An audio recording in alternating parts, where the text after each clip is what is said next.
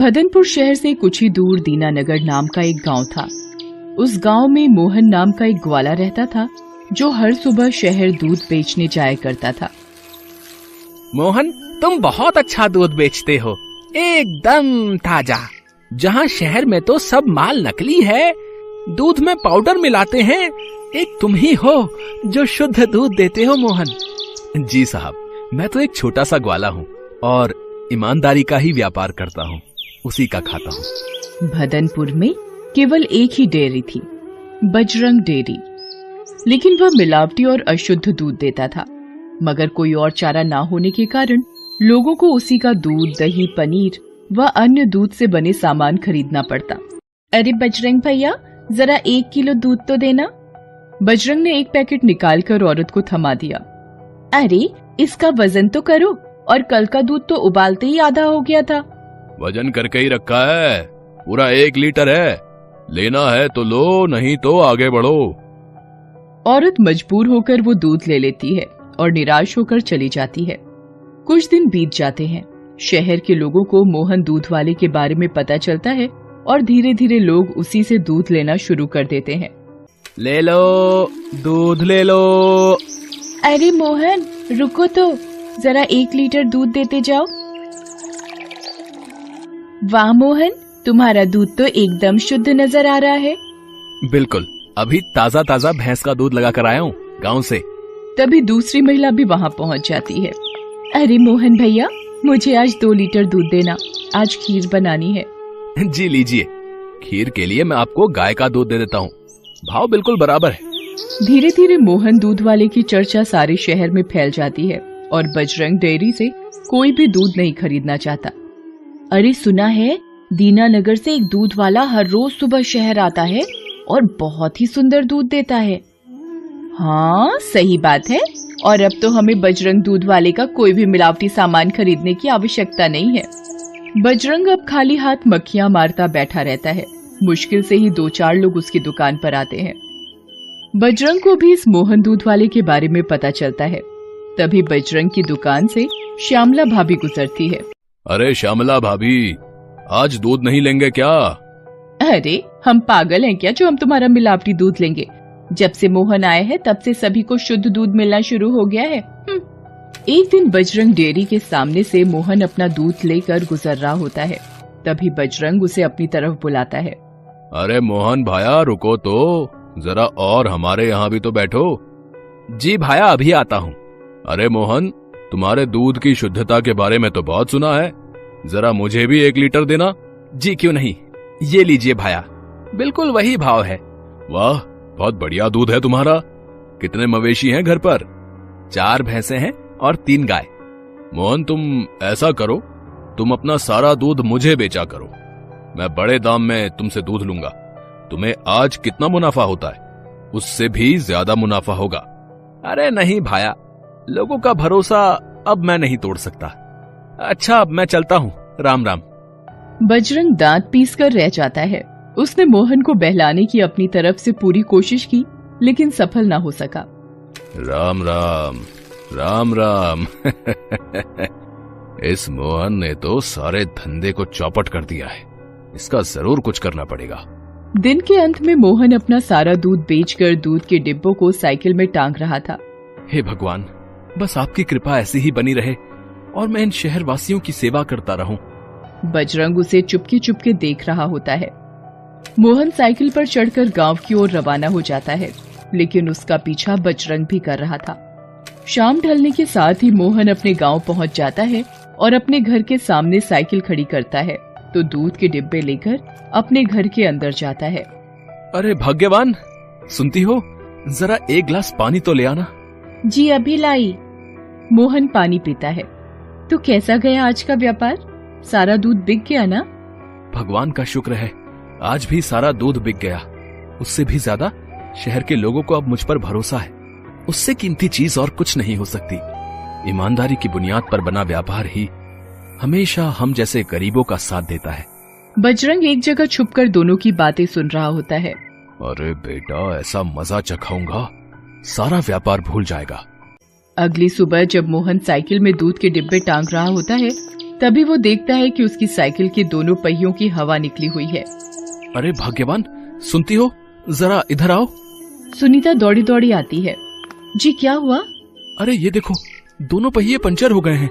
अब भला मैं कैसे शहर दूध बेचने जाऊं? हे भगवान, ये तो बहुत बुरा हुआ। आप एक काम करिए, आज घर में ही रुक जाइए और साइकिल बनवा लीजिए। तू रामू को कहना साइकिल बनवा देगा, मैं पैदल ही शहर जाऊंगा। और मोहन अपने सारे दूध के डिब्बों को सिर और कंधे पर टांग कर शहर की ओर चल देता है और कुछ ही देर में पहुंच जाता है। दूध ले लो, दूध। अरे मोहन भैया, जरा 1 लीटर दूध देना। और आज आपकी साइकिल कहाँ गई? जी दीदी, पता नहीं कैसे आज सुबह पंचर ही मिली। अरे मोहन भैया, क्या खीर बनी थी कल, दूध में मजा ही आ गया। वैसे साइकिल पंचर कैसे हुई? जी दीदी, पता नहीं कैसे हुआ, कल रात तक तो ठीक थी, लेकिन आज सुबह उठकर देखा तो साइकिल पंचर मिली। अच्छा, अब मैं चलता हूँ, नहीं तो लौटते लौटते काफी देर हो जाएगी। मोहन बजरंग की दुकान के सामने से भी जाता है। उसे देखकर बजरंग चौंक जाता है। अरे मोहन, आज पैदल ही दूध बेचने चल दिए? जी बजरंग भाया, पता नहीं कैसे आज सुबह साइकिल पंचर मिली, बच्चों की शरारत होगी। अच्छा, अब भाया मैं चलता हूँ। मोहन आगे बढ़ जाता है। बड़ा ही मेहनती व्यक्ति मालूम होता है। साइकिल पंचर करने के बावजूद भी आखिर मोहन दूध बेचने पहुंच ही गया। लगता है कुछ और करना पड़ेगा। शाम होने तक मोहन अपना सारा दूध बेचकर गांव वापस लौट जाता है। वह बहुत थका हुआ होता है। बजरंग इस बार भी उसके पीछे उसके घर तक पहुंच जाता है। अरे भगवान, रामू ने साइकिल ठीक कर दी क्या? अरे आप आ गए? जी हाँ, आज तो ले आई है साइकिल उसने। ठीक है, एक काम करता हूँ, आज मैं साइकिल अंदर कर देता हूँ, क्या पता बच्चों ने शरारत की हो। मोहन अपनी साइकिल अंदर खड़ी कर दरवाजा लगा लेता है, मगर उसके दूध के सभी डिब्बे बाहर थे। बजरंग इसी मौके की तलाश में था। अब देखता हूँ बच्चे, तू शहर दूध कैसे बेचने जाता है। अगली सुबह दूध दुहने के बाद जैसे ही रामू दूध अपने डिब्बे में डालने लगा तो सारा दूध नीचे से बहने लगा। अरे सुनीता देखो, ये दूध बाहर गिर रहा है। इस डिब्बे में किसी ने छेद कर दिया है। अरे हाँ, बाकी डिब्बों के नीचे भी बहुत छेद है। किसकी हरकत हो सकती है? पता नहीं, पर मेरे पास एक उपाय है। तुम डब्बे के नीचे एक मोटा कपड़ा बांध दो। न जाने लोग मेरा कब से इंतजार कर रहे होंगे। मुझे दूध बेचने भी तो जाना है। मोहन कपड़े बांधकर डिब्बे में दूध भरकर शहर की ओर चल दिया।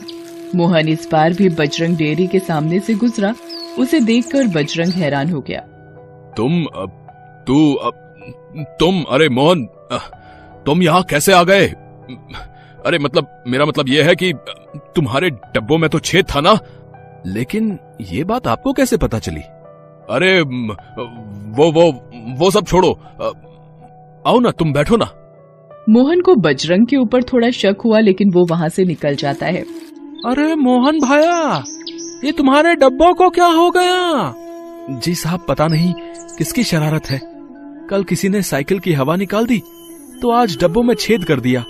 न जाने कौन हो सकता है। और कौन होगा? तुम्हारे कारण यहाँ सिर्फ एक ही आदमी को नुकसान है, और वो है बजरंग डेयरी। ये सब उसी की चाल हो सकती है। तो साहब, अब मैं क्या करूं? शहर छोड़कर चला जाऊंगा तो मेरा परिवार कैसे चलेगा? अरे नहीं नहीं मोहन, तुमने हम शहर वासियों को शुद्ध दूध पहुंचाकर बहुत ही उपकार किया है। अब हमारा भी तो फर्ज बनता है कि हम तुम्हारी मदद करें। तुम उसकी चिंता मत करो, मेरे पास एक उपाय है, सुनो। वो आदमी मोहन के कान में उपाय बताता है। मोहन सुनकर राजी हो जाता है। ठीक है साहब, मैं ऐसा ही करता हूँ। हाँ हाँ मोहन भैया, हम तुम्हारे साथ हैं। हम बजरंग को जरूर सबक सिखाएंगे। शाम ढलने पर मोहन अपनी साइकिल पर चढ़कर वापस गांव की ओर जा रहा होता है। इस बार भी बजरंग उसका पीछा करता है। घर पहुंचने पर मोहन अपना दूध का डिब्बा और साइकिल दोनों ही अंदर कर लेता है। थोड़ा अंधेरा होने पर बजरंग वहां पर आता है। अच्छा बेटा, मेरा धंधा चौपट करने के बाद अब तू यहाँ चैन की नींद सोएगा। अब देख मैं क्या करता हूँ। एक ऐसा इंजेक्शन दूंगा जिससे तेरे मवेशी दूध देना ही बंद कर देंगे। वहीं बाहर अस्तबल में मोहन की गाय और भैंस बंधी हुई थी। मोहन ने अस्तबल का दरवाजा खोला। और जैसे ही वो गाय और भैंस को इंजेक्शन लगाने के लिए आगे बढ़ा, वहाँ की सभी बत्तियां जल उठी और मोहन समेत शहर के कुछ लोग वहाँ पर आ धमके। अच्छा, तो तू ही है वो करामाती इंसान है? नीच, मिलावट का सामान बेचता है और ईमानदारी को हटाना चाहता है। हमें इसे मारना चाहिए। मारो मारो मारो। जी नहीं, कानून को हाथ में लेना ठीक नहीं है। बेहतर होगा अगर हम इसे पुलिस के हवाले कर दें तो। वाह मोहन, न सिर्फ तुम्हारी ईमानदारी बल्कि तुम्हारी शालीनता ने भी हमारा दिल जीत लिया। वाह। वहाँ पर खड़े सभी लोग मोहन के लिए ताली बजाते हैं। बजरंग दूध वाले को सलाखों के पीछे भेज दिया गया। मोहन उसी शहर में दूध बेचता रहा और कुछ ही वर्षों में उसने अपनी खुद की डेयरी भी खोल ली है और अब वो अपने परिवार के साथ हंसी खुशी प्रसन्नता से रहता है।